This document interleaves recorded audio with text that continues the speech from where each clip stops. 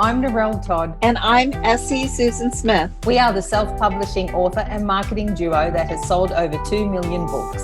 But we didn't start out knowing how to sell books. Fast forward past many failed promotions and a lot of lessons learned, you will see how we went from self-publishing newbies to hitting the New York Times bestsellers list and making the USA Today bestsellers list 19 times and counting. We created the Get My Book Out There podcast to give you simple yet effective marketing strategies to increase readership and book sales, so you know what to do, when to do it, and how to do it, as well as some tips for staying mentally and physically well. Let's get started. And we're going to be talking about reviews for your book, and in particular when you're starting out as an author and not many people know who you are, so maybe just family and friends. How do you get reviews? You know, we know that reviews help with sales because it lets other people who don't know you that it's safe to read your book, that it's, you know, going to be worth the money. What are 3 things that you can do to get reviews when you're not known? And that I've had a lot of authors ask me, how do I get reviews? Take it away. You know how to get them. Well, it's really hard at the start when people don't know you. Exactly. You know, you need reviews to help you with your sales. You need sales to get reviews. And so you just go around in a cycle of not getting sales, not getting reviews, and just trying to make some headway. We're going to look at 3 things. But firstly, I just want to say that, let's say there's 4 things really. Our first one is the absolute given, always in your back matter. Have in there a request, ask for a review. So put that in all your books in the back matter, no matter what. So we'll just make that assumption. We'll start with that one, but it's not our 3, part of our 3. That's just a freebie we'll give you today. So firstly, do an opt-in to give away your book. So if it's your first book, or, you know, if you've got a couple of books out, you know, yet you haven't reached your target market, give away a book for free. By that I mean you would have an opt-in page on your website, and it's in exchange for an email, you know, here's my free book. People are interested in signing up. They're interested in getting a free book. What that does though is it gives you names on your email list. So you're building your email list, but it also means you can then follow up with those people with an email saying, you know, have you had a chance to read my book? Would you leave a review? You can follow up once, which is great, but I actually recommend following up 3 times because, you know, people are busy, lives, you know, there's a lot going on. Ask once, and then ask 2 more times after that. Yeah, I'm just checking in. Have you had a chance to read my book? Yeah, would you leave a review? And it's important. Give them time to actually read the book, and don't make it a pressure thing for them to, you know, you've got to read my book. You've got to read my book so I can get a review. You don't want to come across as a used salesman type. Nothing against you salesmen, but you don't want to come across as being that aggressive type of person because that's going to be a turn on. What you do is, like you said, you'll ask once, definitely in the back of your book, but you also want to then do that exchange. And then once you do that, give them time to actually have a chance to read the book, because you got to remember that they're not going to just be able to drop everything and just immediately read the book. More than likely, they do have a life. Think about that. Think about your daily life, how you go about, and make sure that when you plan on asking for a review, that you've given them that time. And it helps when you space it out, because then it doesn't become a pressure to them. Absolutely. I like to flow those 3 emails out over a month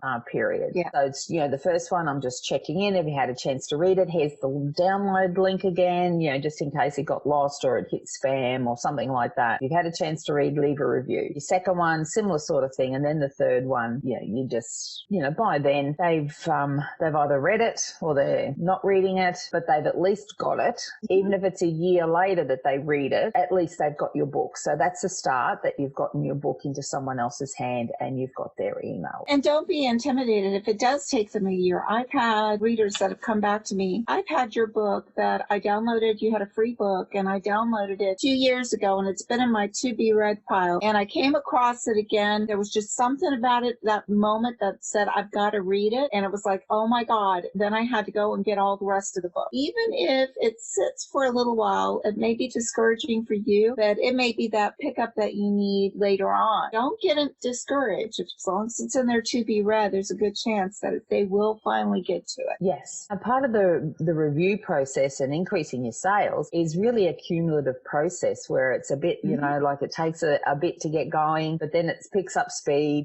So that's what you're looking for. Because this is a long-term endeavor. Yes. For some, writing may just be a hobby, but for others, it's their hope that it becomes a business. And like most businesses, it takes time to cultivate that clientele. So, it's not going to be overnight. They say all great successes were 10 years in the making. That's so true. Yes, absolutely. Second thing is to have a look for a reputable service that offers read and review. You as the author need to be aware of what terms of service are for the various book providers. So you need to know what you can and can't do with getting reviews. So for example, Amazon is quite clear that you can't offer an incentive for someone to read your book. You give me a review and I'll give you a gift card. It can't be seen as paid. So you need to look for services, paid services who have access to readers that you want to get access to, but you want to make sure that how they are running their service complies with the terms of service from the booksellers. So there are good ones out there.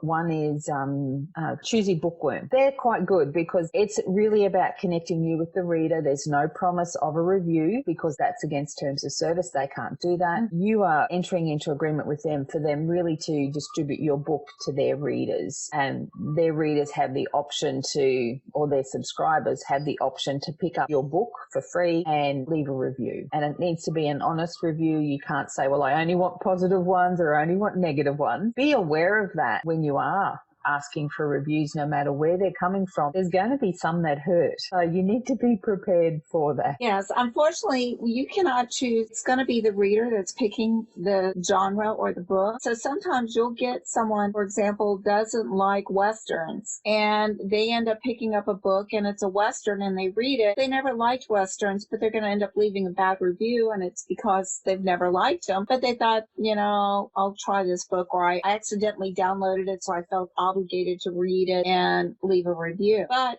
the good thing about it is you don't want all 5-star reviews, because then it comes across as not being legitimate. Bad as it sounds, you want a good variety, and you're going to get some of those 1 stars. Some of them will be legit, maybe. Some of them will just be somebody that's having a bad day. There's no guarantee exactly why someone may give you a 1 star. I had someone leave me a 1 star saying, I absolutely love this book. It was like 1 star. Sometimes I think when they go to hit the stars, they may hit the wrong one, or they may have misinterpreted. A 1 star is like great. Sometimes you'll get things like that. Just accept the reviews and understand how thick your skin is. And you will need a thick skin potentially for my third option. So once again, remember, we're starting out. You may not have capital in your business. Do paid advertising. So a great free way to get reviews and to get your book out there is to go to Goodreads groups. Now, typically when I suggest Goodreads, a lot of authors cringe because it has a bit of a reputation as, being savage on authors, because readers just free flow with all sorts of comments from good, bad, indifferent to horrible. They don't hold back. Again, I've seen a lot of 1-star reviews like, oh, it just didn't sound interesting, so I didn't want to read it. I gave it a 1 star. Well, why give it 1 star if you didn't read it? That's part of the territory with Goodreads. And Goodreads takes a little bit of a learning curve to get used to how it works and the way it works. You're going to have to know what kind of skin you've got and what you want to put into it. NetGalley is another paid service where you can put your book in. But again, they can be very, very brutal. And you don't have any idea who's going to pick up your book to read or what kind of review that they're going to leave. That's one of the things you have to be prepared for. The good thing is you got the reviews. The bad thing is they may not always be what you want, but if you've written a good book and you get enough positive reviews, then it'll come out. Yes, absolutely. Back to Goodreads. Join the group as a reader and groups for your genre, and spend some time just chatting in there, getting to know people, building relationships. This is very much what the business is about. Spend some time. Don't spam the groups. Read the rules. It's a bit like groups on Facebook, similar sort of thing. Make sure you read what's allowed in the group, and then once you've established a bit of a presence there, you can start to then, say, well, look, here I've got my book, but then don't just leave it there. This isn't a one-time thing. So, you need to keep being involved, not spamming, and just every now and then also saying, here's my book, anyone interested in reading it? Exactly. And what's really good is as the readers get to know you, they become interested in you, which makes your books more interesting. And when they know that they can chat with you about the characters and about the setting and the plots and the world, they get even more exciting about reading your books and leaving those reviews and sharing. And that's the whole part, is you want them not only to leave the reviews, but to get so excited about your stories that they go out and they tell their friends. Yes. On Goodreads, a good review, and then on Amazon, and some of them actually go to like Kobo and Barnes & Noble and others. And if you get an author that has read your book and they leave a review, you can actually take that review and put it on the cover of your book with their permission. Yes. Or them for,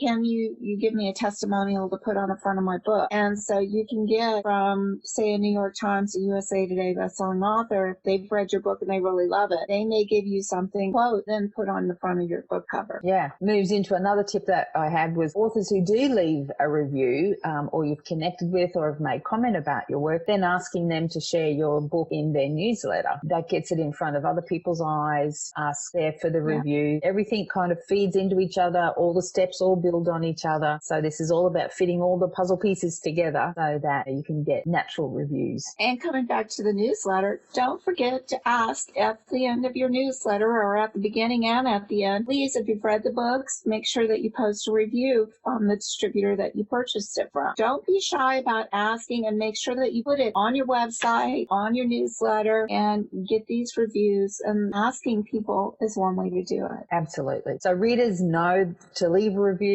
They just need to be reminded, and that's why you're always including that call to action for them to do that. And once they get in the habit of it, then you're not going to have to keep pestering. They'll automatically, they'll actually say, I wrote a review, and they'll give you a link to it a lot of times. Yes, yeah, nothing better than that. 3 tips and kind of 2 others thrown in. So you 5 tips today on how to get reviews, find reviews when you don't necessarily have a budget, for more paid advertising. So how do you get those read-in reviews naturally for no cost or low cost? And I just have to say something. I live in the States, in Florida, and Narelle is in Australia, and we did not coordinate our outfits today, but we were having a good laugh about the fact that we both match.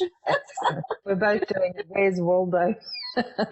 Okay, well, go out there, start getting your reviews, put your processes in place, and we'll come back, in future episodes and talk about other ways, because, we can think of at least 10 different ways that we do to get reviews. I hope everyone has a great one, and don't forget to ask for those reviews.